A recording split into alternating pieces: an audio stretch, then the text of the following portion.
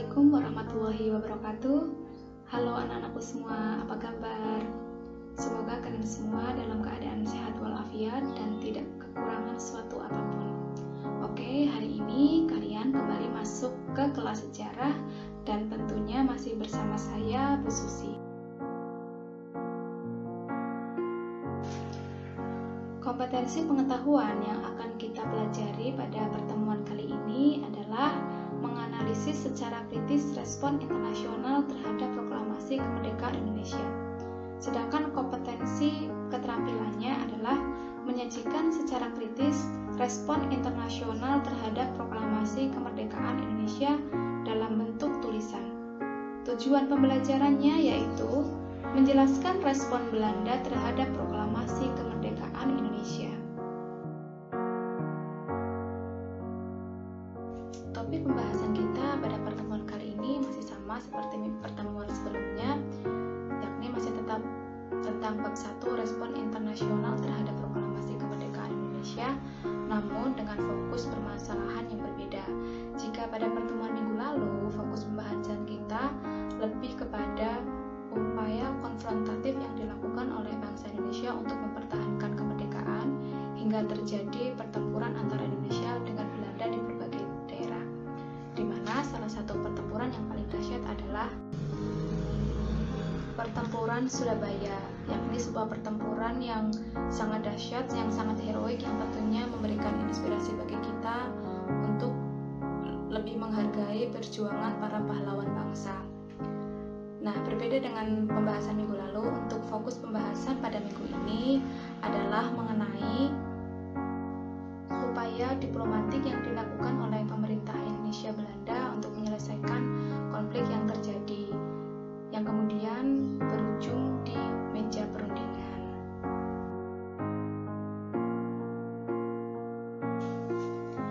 Perdamaian adalah tujuan ideal yang tak bisa diganggu-gugat oleh pemerintahan atau bangsa manapun, termasuk mereka yang gemar berperang sekalipun. Aung San Suu Kyi. Kata-kata tersebut memberikan gambaran bahwa sebenarnya pada dasarnya setiap manusia itu mencintai perdamaian, termasuk Belanda. Belanda yang selama ini senantiasa memicu konflik di Indonesia yang berujung dengan adanya pertempuran yang terjadi di berbagai daerah, ini akhirnya memilih untuk mengambil jalur perdamaian. Kedua belah pihak, yaitu Indonesia dengan Belanda, telah begitu lama berjibaku dalam medan pertempuran. Namun kemudian keduanya memilih untuk duduk di meja perundingan untuk menyelesaikan masalah yang terjadi di antara kedua belah pihak. Upaya pertama yang dilakukan oleh pihak Indonesia untuk menyelesaikan konflik secara damai yaitu melalui perundingan Linggarjati yang dilaksanakan pada tanggal 10 November 1946. Sesuai dengan namanya, perundingan ini dilaksanakan di Linggarjati, Cirebon, Jawa Barat. Sebagai perwakilan dari Indonesia adalah Perdana Menteri Sultan Syahrir, sedangkan dari Belanda diwakili oleh Profesor Schermerhorn. Sebagai mediator adalah Lord Killen. Perundingan ini memiliki arti yang sangat penting bagi bangsa Indonesia. Di satu sisi, bangsa Indonesia mendapatkan pengakuan secara de facto dari pemerintahan Belanda.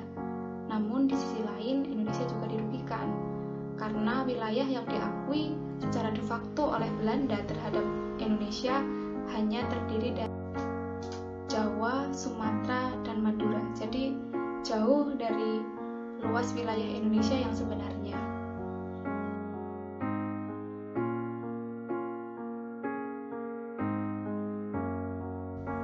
Isi dari perundingan Linggarjati lebih banyak merugikan pihak Indonesia, yang salah satunya tadi sudah disebutkan bahwa wilayah Indonesia itu hanya terdiri dari Jawa, Sumatera, dan Madura. Selain itu, isi perjanjian Linggarjati adalah sebagai berikut.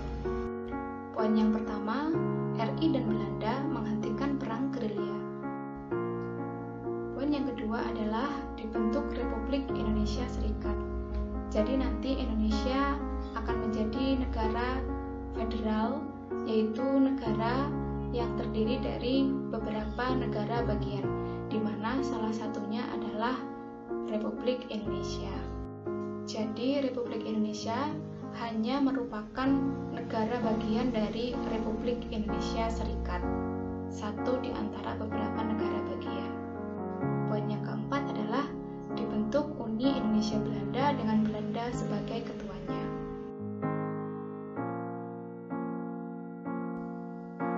Berikut akan ditampilkan tayangan yang menggambarkan situasi saat terjadinya perundingan Linggarjati antara Indonesia dengan Belanda.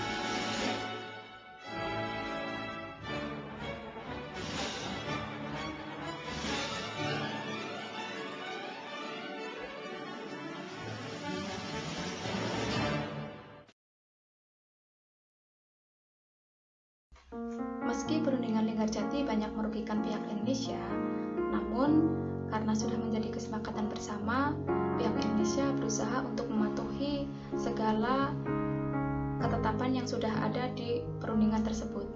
Namun tidak demikian dengan pihak Belanda, karena kemudian Belanda melakukan pelanggaran dengan melakukan agresi militer Belanda yang pertama.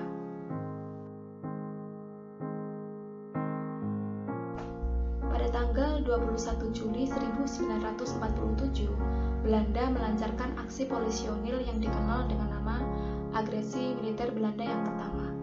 Tujuannya adalah untuk menguasai sarana-sarana penting yang ada di wilayah Jawa dan Madura. Pada agresi militer Belanda yang pertama, pasukan Belanda bergerak dari Jakarta dan Bandung menuju Jawa Barat. Sedangkan pasukan dari Surabaya bergerak untuk Belanda yang pertama ini menyebabkan terjadinya bentrok antara pasukan RI dengan pasukan Belanda.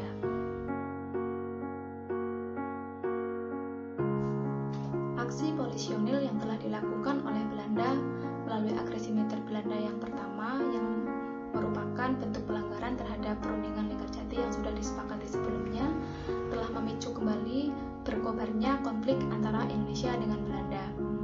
Kondisi tersebut kemudian berusaha diredam oleh PBB melalui Komisi Tiga Negara.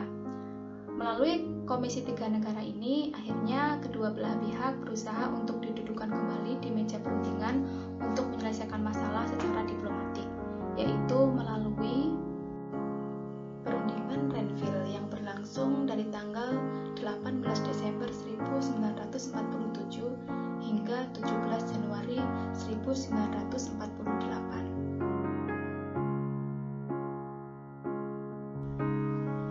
Akibat agresi militer Belanda yang pertama, maka pada tanggal 4 Agustus 1947, PBB mengeluarkan perintah penghentian tembak-menembak. Untuk mengawasinya, maka PBB membentuk Komisi Tiga Negara atau KTN yang beranggotakan negara Belgia yang dipilih oleh Belanda dengan perwakilannya Paul van Zeeland. Yang kedua, negara Australia yang dipilih oleh Indonesia dengan perwakilannya Richard Kilby.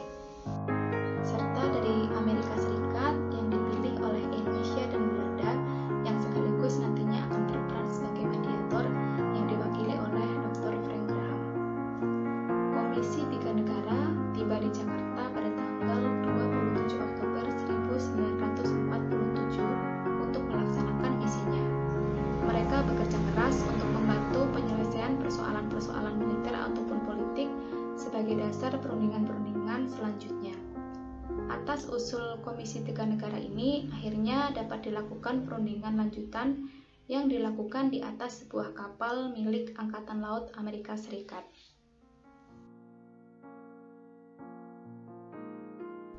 Perundingan tersebut disebut dengan Perundingan Renville. Sesuai dengan namanya, Perundingan Renville ini dilakukan di atas kapal Renville milik Amerika Serikat yang saat itu tengah berlabuh di Teluk Jakarta. Kenapa perundingan dilaksanakan di kapal milik Amerika? Ini adalah untuk menjaga netralitas kedua negara, jadi supaya adil, tidak dilakukan di wilayah Belanda maupun wilayah Indonesia.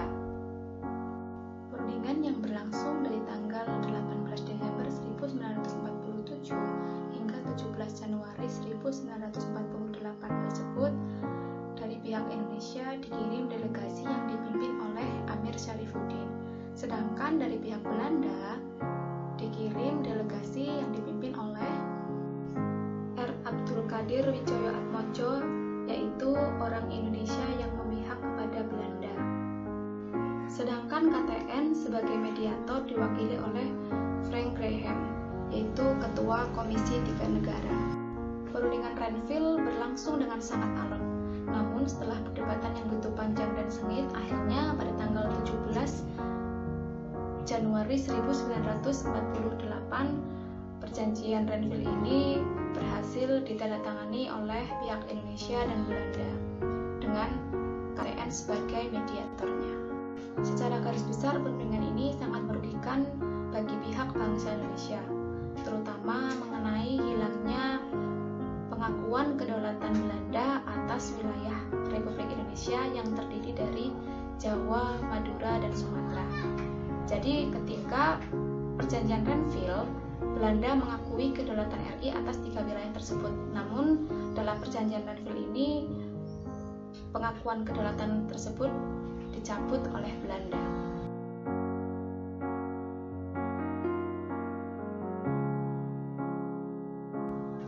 Perjanjian Renville sebenarnya berisi 3 dokumen. Namun secara singkat isi perjanjian ini adalah sebagai berikut. Yang pertama adalah penghentian tembak-menembak. Jadi setelah agresi militer Belanda yang pertama, terjadi baku tembak antara pasukan RI dengan pasukan Belanda, dan ini harus dihentikan setelah perjanjian Renville. Yang Yang kedua, daerah-daerah di belakang garis Van harus dikosongkan dari pasukan Republik Indonesia. Pada agresi militer Belanda yang pertama, beberapa wilayah yang berada di Jawa, Madura, dan Sumatera berhasil dikuasai oleh Belanda, dan wilayah-wilayah tersebut tetap milik Belanda bahkan setelah perjanjian Ranville ini. Secara otomatis, wilayah-wilayah tersebut harus steril dari pasukan Republik Indonesia, sehingga setelah perjanjian Ranville terjadi hijrah dari wilayah-wilayah kantong, yaitu wilayah-wilayah RI yang dikuasai oleh Belanda, ke wilayah RI. Yang ketiga, Belanda bebas membentuk negara-negara federasi di daerah-daerah yang didudukinya. Jadi nanti Belanda akan membentuk negara-negara kecil, negara-negara bagian yang akan menjadi bagian dari Republik Indonesia Serikat. Sehingga di sini jelas sekali bahwa Belanda melakukan politik pecah belah. Yang keempat, dalam Uni Indonesia Belanda, negara Indonesia Serikat atau NIS akan sederajat dengan Kerajaan Belanda.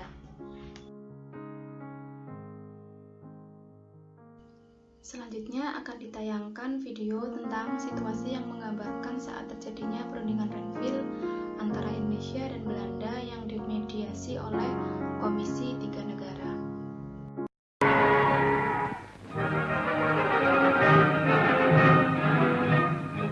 Juli is kort geleden weer eens naar Batavia gevlogen, ditmaal met een wel zeer bijzondere vracht. Hij had 24 baby's en kleine kinderen aan boord, met hun mama's. Er was voor deze reis een extra stewardess nodig geweest. Speelgoed, een grote hoeveelheid babyvoeding en natuurlijk een linnenkast vol luiers.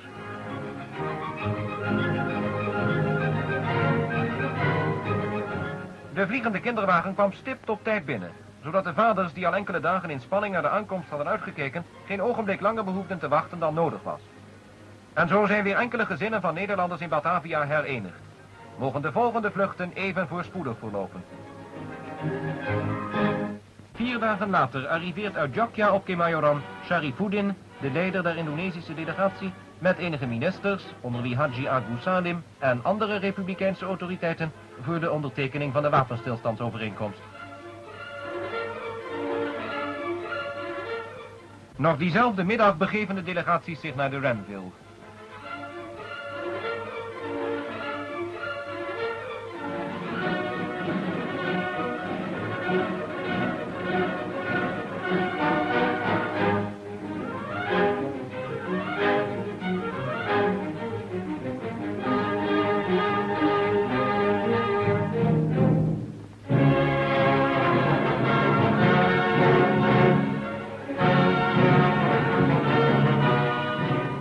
Op dezelfde plaats en rond dezelfde tafel waaraan in december van het vorige jaar de besprekingen begonnen, wordt de bijeenkomst door de voorzitter van de week, rechter Kirby, geopend.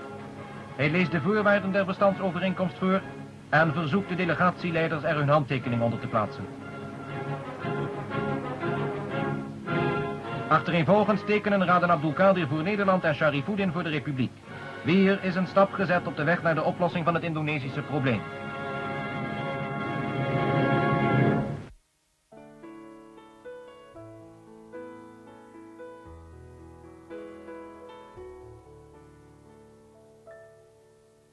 There's faith in my world.